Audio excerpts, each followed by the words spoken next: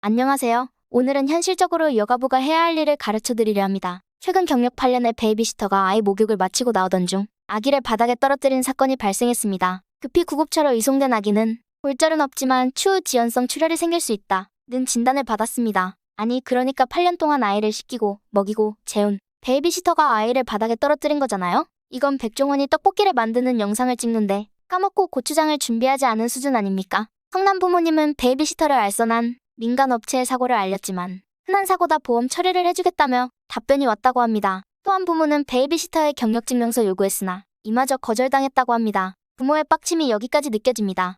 또한 이것보다 어이가 없는 것은 며칠 뒤 해당 베이비시터가 사고를 낸 후 일주일 만에 다른 가정에서 면접을 본다는 것을 지역망 카페를 통하여 밝혀졌다고 합니다. 그러니까 아기를 죽일 수도 있는 사고를 낸 사람이 버젓이 다른 집에 면접을 가는 게 말이 됩니까? 이런 초보적인 실수를 하는 사람이 경력 8년이라는 것이 믿을 만한 사실일까요? 최근 많은 워킹맘들은 돌봄 공백을 해결하기 위해 공공 아이돌봄 서비스를 찾고 있습니다. 그러나 자격을 갖춘 아이 돌보미는 극소수에 불과하기 때문에 민간 업체를 통해 베이비시터를 고용한다고 하는데요. 문제는 이런 민간 베이비시터가 정부의 관리 감독 사각지대에 놓여 있다는 것입니다. 그럼 아이돌봄의 관리 감독의 부처는 어디냐? 여러분들이 생각하고 있는 바로 그곳, 게임 시간 선택제나 시행하고 뿌듯해하는 그곳 여가부입니다. 아이돌봄 서비스는 아이돌봄 의무 교육을 이수해야지 제공할 수 있습니다. 하지만 대다수의 민간업체는 자격증을 갖췄는지 확인조차 하지 않는 것이 현실입니다. 육아정책연구소 보고서에 따르면 비허가 미등록 자격증을 발급하는 곳도 10여 곳이다라고 발급 기관별로 시험 과목과 합격 기준도 제각각이라고 합니다. 즉,